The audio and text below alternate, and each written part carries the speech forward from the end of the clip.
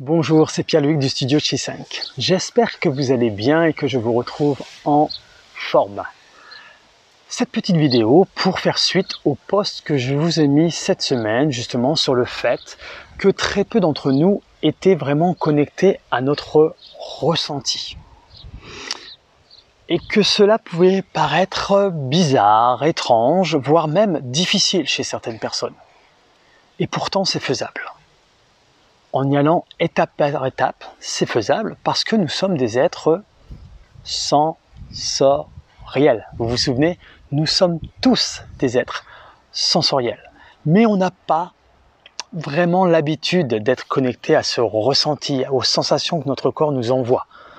Parce que dans notre monde occidental, à l'école, quand on est enfant, on nous enseigne bien sûr à lire, à écrire, à compter, mais le ressenti, c'est rare qu'on nous enseigne sur notre ressenti justement. Et pourtant, ce ressenti, il est là tous les jours, continuellement. Par exemple, en famille, entre amis, c'est rare qu'on parle quand même du ressenti, du réel ressenti, de ce qu'on ressent vraiment. Et ça, on peut justement s'habituer à ressentir son corps, à se connecter à tout ça. Mais par contre, il n'y en a pas beaucoup qui se connectent à ça. Et encore moins, très rarement, ceux qui le cultivent. Et moi, j'aimerais vous partager des petites astuces, des petits mouvements qui vont vous permettre de vous connecter ou de vous reconnecter à vos sensations, à votre ressenti. Parce que nous sommes des êtres sensoriels. C'est exactement ça. Et puis, le ressenti, c'est quand même une capacité naturelle et merveilleuse de la vie. C'est ça qui nous permet de vivre. Et d'être ce ressenti va nous permettre quelquefois d'être moins speed, d'être dans un petit freinage. J'ai toujours cette image, justement, c'est ce qu'on parlait ce matin au studio, pendant le cours et après le cours, on a pris du temps et ça, je trouve ça vraiment génial.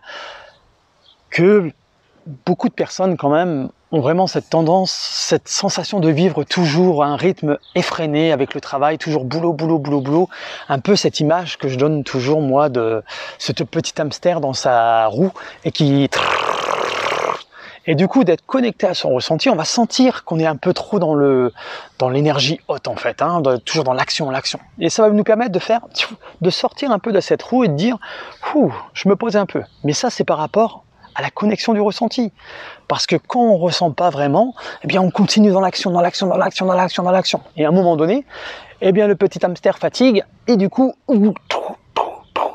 et ensuite on ne va pas suivre le mouvement et après, on ne suit plus du tout le mouvement et après, pouf, on est éjecté et là, le corps est pas bien du tout et vous êtes vraiment pas bien du tout. C'est ça qui peut amener quelquefois à du burn-out, à de la dépression. Donc c'est pour ça que c'est important de se connecter à son ressenti, sans se mettre de pression, bien évidemment. Et ce ressenti, eh bien, il va être connecté grâce à notre fascia.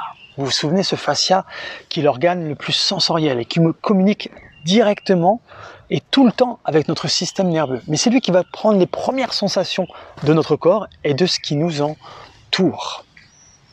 Et justement, par la suite, je vais vous partager des mouvements qui vont vous permettre de vous connecter à votre ligne profonde, antérieure, c'est-à-dire votre système parasympathique, votre ventral. Et si vous vous souvenez de ce que je vous ai partagé la semaine dernière dans la vidéo, le système parasympathique, c'est le moment, l'état où on se sent complètement en sécurité, où notre système nerveux se sent en sécurité. Et quand on se sent en sécurité, on est calme, serein, bien, en lien avec nous-mêmes. Et comme nous sommes en lien avec nous-mêmes, on va être en lien avec les autres et encore plus en lien avec la nature. D'accord ? Donc voilà, c'était une petite vidéo par rapport à cette publication que je vous avais faite cette semaine et par rapport à ce ressenti, d'essayer petit à petit de se connecter à ce ressenti parce que nous avons tous cette capacité à l'intérieur de nous. C'est simplement d'en prendre conscience et ça c'est le premier pas. en prendre conscience et d'y aller lentement, avec douceur, pour essayer d'apprivoiser ce ressenti. Et avec un esprit ouvert et curieux. Et c'est ça qui va vous permettre justement cette connexion à votre ligne profonde. Et d'accepter et d'aller chercher ce ressenti calmement à l'intérieur de vous.